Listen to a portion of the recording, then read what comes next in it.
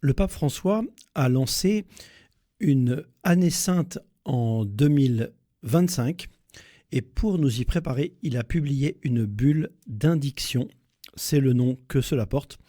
Et dans cette bulle d'indiction, il donne les grands thèmes et l'intention générale qu'il a sur ce jubilé.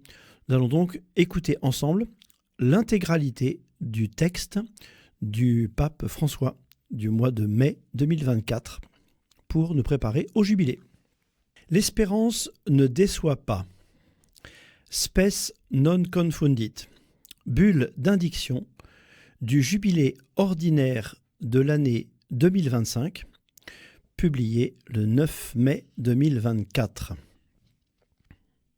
François, évêque de Rome, serviteur des serviteurs de Dieu, puisse l'espérance remplir le cœur de ceux qui liront cette lettre. Numéro 1. Introduction. Spes non confundit. L'espérance ne déçoit pas, dit l'Épître aux Romains au chapitre 5. Sous le signe de l'espérance, l'apôtre Paul stimule le courage de la communauté chrétienne de Rome. L'espérance sera également le message central du prochain jubilé que le pape proclame tous les 25 ans, selon une ancienne tradition. Je pense à tous les pèlerins de l'espérance qui arriveront à Rome pour vivre l'année sainte, et à ceux qui, ne pouvant se rendre dans la ville des apôtres Pierre et Paul, la célébreront dans les églises particulières. Qu'elle soit pour tous un moment de rencontre vivante et personnelle avec le Seigneur Jésus, porte du salut. Il est notre espérance, lui que l'Église a pour mission d'annoncer toujours, partout et à tous. Tout le monde espère. L'espérance est contenue dans le cœur de chaque personne, comme un désir et une attente du bien, bien qu'en ne sachant pas de quoi demain sera fait.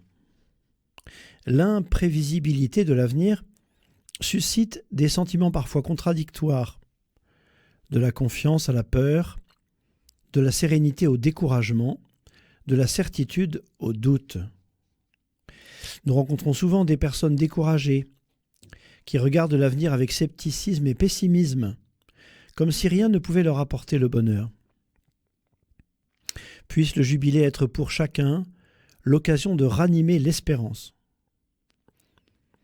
La parole de Dieu nous aide à en trouver les raisons. Laissons-nous donc guider par ce que l'apôtre Paul écrivait aux chrétiens de Rome.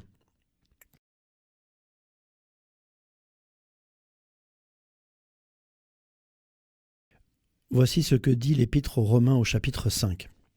« Nous qui sommes devenus justes par la foi, nous voici en paix avec Dieu par notre Seigneur Jésus-Christ, lui qui nous a donné, par la foi, l'accès à cette grâce dans laquelle nous sommes établis.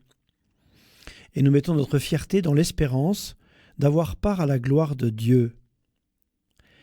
L'espérance ne déçoit pas, puisque l'amour de Dieu a été répandu dans nos cœurs par l'Esprit Saint qui nous a été donné. » Fin de citation. Nombreux sont les points de réflexion que saint Paul propose ici. Nous savons que la lettre aux Romains marque une étape décisive dans son activité d'évangélisation. Jusqu'alors, il avait exercé dans la zone orientale de l'Empire, et maintenant Rome l'attend avec tout ce qu'elle représente aux yeux du monde. Un grand défi à relever pour l'annonce de l'Évangile qui ne peut connaître ni barrières ni frontières. L'Église de Rome n'a pas été fondée par Paul. Il ressent le désir ardent de la rejoindre au plus tôt pour apporter à tous l'Évangile de Jésus-Christ, mort et ressuscité, comme l'annonce de l'espérance qui accomplit les promesses, conduit à la gloire et, fondée sur l'amour, ne déçoit pas. Numéro 3. L'espérance, en effet, naît de l'amour et se fonde sur l'amour qui jaillit du cœur de Jésus transpercé sur la croix. En effet, dit saint Paul, si nous avons été réconciliés avec Dieu par la mort de son Fils, alors que nous étions ses ennemis, à plus forte raison, maintenant que nous sommes réconciliés, serons-nous sauvés en ayant part à sa vie. » Fin de citation. Et sa vie se manifeste dans notre vie de foi, qui commence avec le baptême, se développe dans la docilité à la grâce de Dieu, animée en conséquence par l'espérance, toujours renouvelée et rendue inébranlable par l'action de l'Esprit Saint. C'est en effet l'Esprit Saint qui, par sa présence permanente sur le chemin de l'Église, irradie la lumière de l'espérance sur les croyants. Il la maintient allumée comme une torche qui ne s'éteint jamais pour donner soutien et vigueur à notre vie. L'espérance chrétienne, en effet, ne trompe ni ne déçoit, parce qu'elle est fondée sur la certitude que rien ni personne ne pourra jamais nous séparer de l'amour de Dieu. Qui pourra nous séparer de l'amour du Christ ? La détresse, l'angoisse, la persécution, la faim, le dénuement, le danger, le glaive ? Mais en tout cela, nous sommes les grands vainqueurs, grâce à celui qui nous a aimés. J'en ai la certitude, continue saint Paul, ni la mort, ni la vie, ni les anges, ni les principautés célestes, ni le présent, ni l'avenir, ni les puissances, ni les hauteurs, ni les abîmes, ni aucune autre créature, rien ne pourra nous séparer de l'amour de Dieu qui est dans le Christ Jésus notre Seigneur. Fin de citation. Voilà pourquoi l'espérance ne cède pas devant les difficultés. Elle est fondée sur la foi et nourrie par la charité. Elle permet ainsi d'avancer dans la vie. Saint Augustin écrit à ce sujet « Quel que soit le genre de vie, on ne peut pas vivre sans ces trois inclinations de l'âme, croire, espérer, aimer. » Numéro 4. Saint Paul est très réaliste. Il sait que la vie est faite de joie et de peine, que l'amour est mis à l'épreuve lorsqu'augmentent les difficultés et que l'espérance semble disparaître devant la souffrance. Pourtant, il écrit, ouvrez les guillemets, nous mettons notre fierté dans la détresse elle-même, puisque la détresse, nous le savons, produit la persévérance produit la vertu éprouvée produit l'espérance. Fin de citation.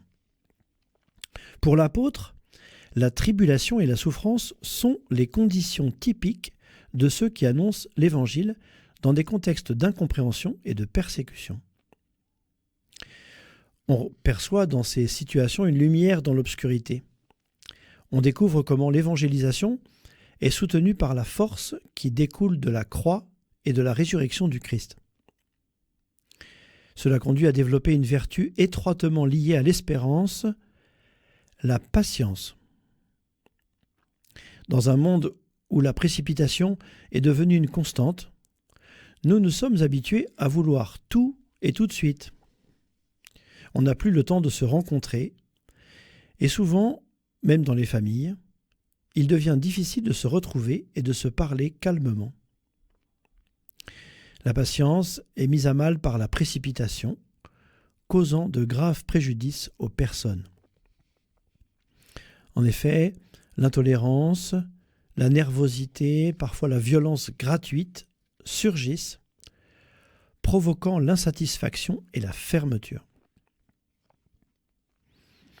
De plus, à l'ère d'Internet, où l'espace et le temps sont dominés par le ici et maintenant, la patience n'est pas la bienvenue.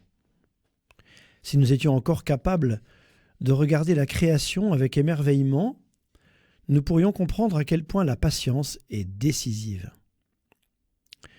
Attendre l'alternance des saisons avec leurs fruits, observer la vie des animaux et les cycles de leur développement, avoir le regard simple de saint François qui, dans son Cantique des créatures, composé il y a exactement 800 ans, percevait la création comme une grande famille et appelait le soleil frère et la lune sœur. Redécouvrir la patience fait beaucoup de bien à soi-même et aux autres. Saint Paul recourt souvent à la patience pour souligner l'importance de la persévérance et de la confiance en ce que Dieu nous a promis. Mais il témoigne avant tout que Dieu est patient avec nous. Lui qui est le Dieu de la persévérance et du réconfort, comme le dit saint Paul aux Romains au chapitre 15.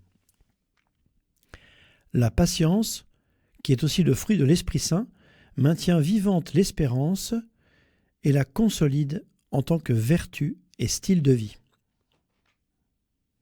Apprenons donc à souvent demander la grâce de la patience, qui est fille de l'espérance et en même temps la soutient.